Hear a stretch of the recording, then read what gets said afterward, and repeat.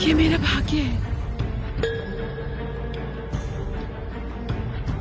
तुम्हारे जीवन का छोटा भाग ले रहा हूं।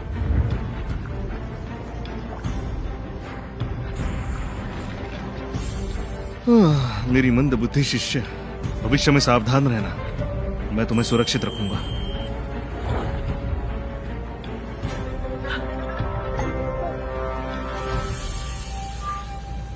मैं जीवित हूँ? अवश्य तुम जीवित हो। मेरे होते तुम्हें कुछ नहीं हो सकता। आप मेरी रक्षा करेंगे, जबकि हुआ तो इसका विपरीत है।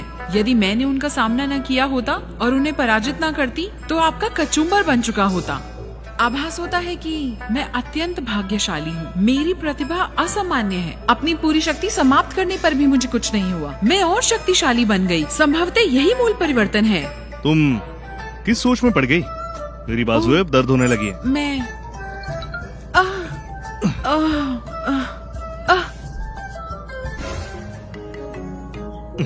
आप मेरी लाचारी का लाभ उठा रहे हैं? क्या लाभ क्यों उठाऊंगा? मैंने तुम्हारी सहायता न की होती, तुम भूमि पर ही होती। ठीक है, रात्रि हो गई है, जाओ विश्राम करो। आपके लिए चेतावनी है, बाहर का माहौल डरावना है। रात के समय इधर उधर मत भटकिएगा, समझे? समझ गया। क्या? ये तो मुझे तुमसे कहना चाहिए। अगर मैं आज यहाँ नहीं होती तो आज इस गुरुकुल का सर्वनाश हो जाता। इसकी चिंता मत करो, इन्हें मैं देख लूंगा। मैंने उन्हें बेहोश किया है। वो लोग अब भी जीवित हैं। संभल के रहिए, ठीक है? समझ गया। अब जाओ, जाकर विश्राम करो। हाँ, संभल कर। आप भी।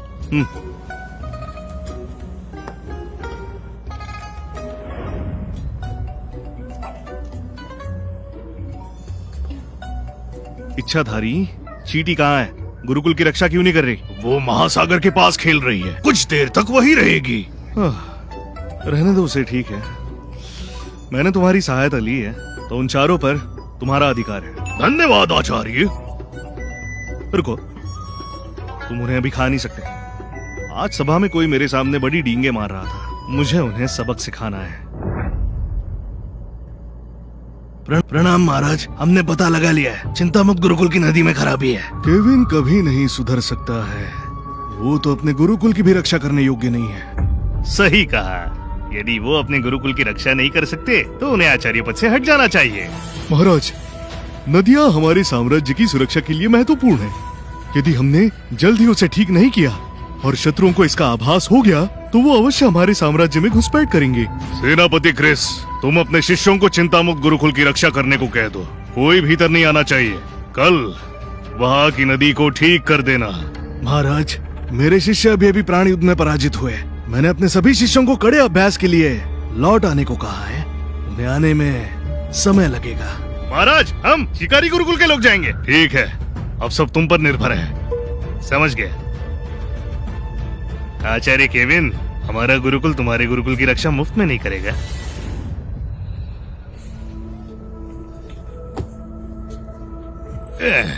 भ्राताश्री सैम, हमें चिंता मुक्त की रक्षा क्यों करनी पड़ रही है? सही कहा। यदि केविन रक्षा करने योग्य नहीं, ये उसकी परेशानी है। हमारा उससे क्या लेना देना? हमारे गुरुकुल में बहुत दिव्य प्राणी है। सबसे कठिन कार्य उनके मल से निपटना है। चिंता मुक्त का उपयोग उनके मल के स्थान के लिए करे तो अच्छा होगा। इससे एक बात होगी, हमारे गुरुकुल में से मल खत्म हो जाएगा और सारा का सारा मल चिंता मुक्त गुरुकुल में होगा। अति उत्तम भ्राताश्री, ऐसा विचार हमारे मन में क्यों नहीं आया? अब यहाँ खड़े क्यों हो? शीघ्र ही गड्ढा खोदो। जी।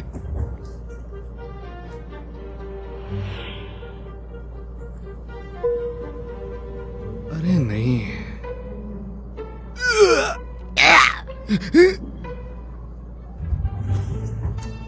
आचार्य केविन, आपका गुरुकुल तो अधिकतर खाली होता है। क्यों ना हम यहाँ अपना कचरा फेंकें? खाली बड़े बड़े वैसे भी सड़ेगा। और माल डाल देते हैं। ये लोग मेरे गुरुकुल को शौचालय समझ रहे हैं। बदले का समय आ गया है।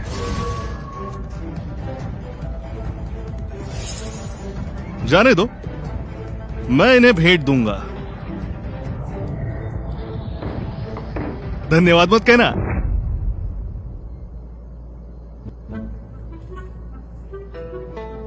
अरे इसे बंद किसने किया? हम तो इसमें मल फेंक रहे थे।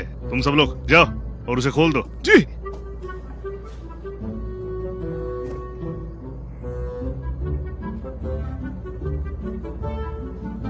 भ्राताश्री सैम, ये तो जाम हो गया है, खुल नहीं रहा। हटो, मैं खोलता हूँ।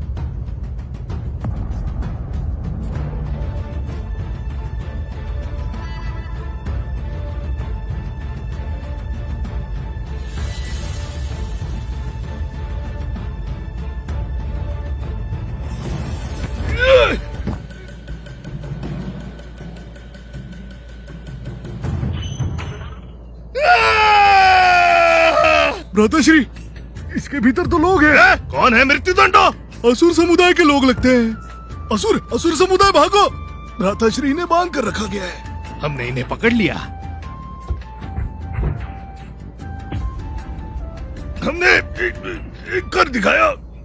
शीघ्र ही इन्हें ले चलो। मैं महाराज को सूचित करता हूँ। ले चलो इन्हें, जल्दी करो। भ्राताश्री, ये हमसे नहीं होगा। रोना बंद करो। सुनो, दिव्य प्राणी चूमने का मौका दूंगा। जी।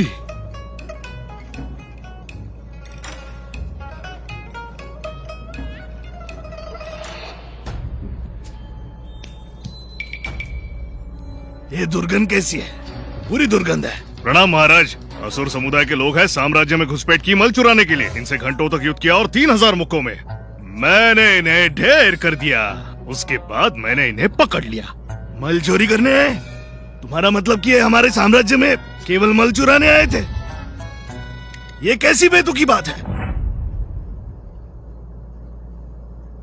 महाराज, मैंने इन्हें एक गड्ढे में देखा जहाँ मल था। इनके इरादे ठीक नहीं लगे, मैंने इन लोगों से युद्ध किया। 3000 मुक्के मारे और इन्हें पराजित किया। ये असुर समुदाय के लोग इतनी गहराई में छुपे थे जहाँ हमारा सारा का सारा मल जाता है। महाराज, इनसे पूछताछ करेंगे। नहीं, महाराज को इनसे बात करने से रोकना होगा, अन्यथा मेरा भेद खुल जाएगा। महाराज, ये चारों अधिक शक्तिशाली हैं। आप मुझे ये अवसर दे दीजिए। कुछ ही समय में मैं उन्हें सत्य कहने के लिए मजबूर कर दूंगा। राजदूत, सेनापति के साथ मिलकर इन चारों से पूछताछ करो। जो आज्ञा। सैम, तुमने बहुत अच्छा काम किया है। जाओ, जाकर नहा लो, फिर दिव्य राजदूत से अपना पुरस्कार ले लेना। धन्यवाद महाराज। महाराज, कुछ गड़बड़ है। वो चारों व्यक्ति, मैंने चुपके से उनकी आभा की जांच की। सबके पास दिव्य शक्ति है। सैम की शक्ति उतनी नहीं कि वो इनमें से एक से भी निपट सके, तो चारों से कैसे निपटेगा? किसी ने उसकी सहायता की होगी। शायद हमारे साम्राज्य में एक महान योद्धा छुपा है, जिसकी शक्ति सम्राट स्तर और दिव्य स्तर के समान है। वो मित्र है या शत्रु हम नहीं जानते। अभी तक उसने हमारे साम्राज्य को हानि नहीं पहुंचाई, और जब खतरा बढ़ जाता है तो वो हमारी मदद करता है। आभास होता है कि वो व्यक्ति एक छुपा हुआ मित्र ही होगा। अब तक हमने जो देखा, उन सभी चीजों से तो ऐसा ही लग रहा है। द्वितीय राजदूत, महल के शिष्यों को संपूर्ण साम्राज्य में छानबीन करने को कहिए। और हाँ, ध्यान रहे कोई बचकर ना जा पाए। और हाँ, कल सवेरे चिंतामुक्त जाकर नदी को ठीक कर देना। समझ गया। अच्छा हुआ कुछ हुआ नहीं, परंतु मैंने सैम को चिंतामुक्त की सुरक्षा के लिए कहा था, और उसे असुर समुदाय के लोग वही मल में दबे मिले। ऐसा संभव है कि हमारा अनजान मित्र चिंतामुक्त में छुपा हुआ है। कहाँ हो तुम लोग? अभी तक साम्राज्य पर आक्रमण क्यों नहीं किया? क्षमा कीजिए, नीति नाकाम रही। चारों लोग पकड़े गए। मैं उन्हें छुड़ाने की नीति बना रहा हूँ। क्या? मूर्ख लोग!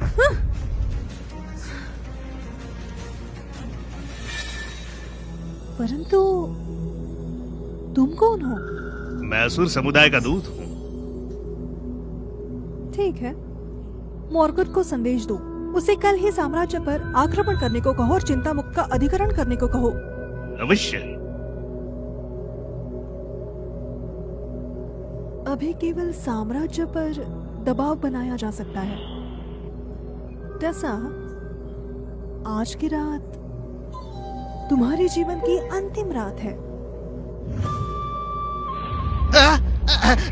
असुर, अनर्थ हो गया। असुर समुदाय यहाँ आ गए हैं।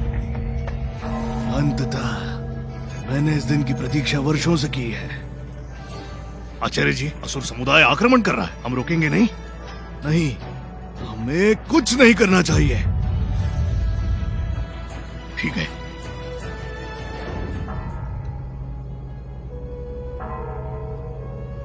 ये क्या है?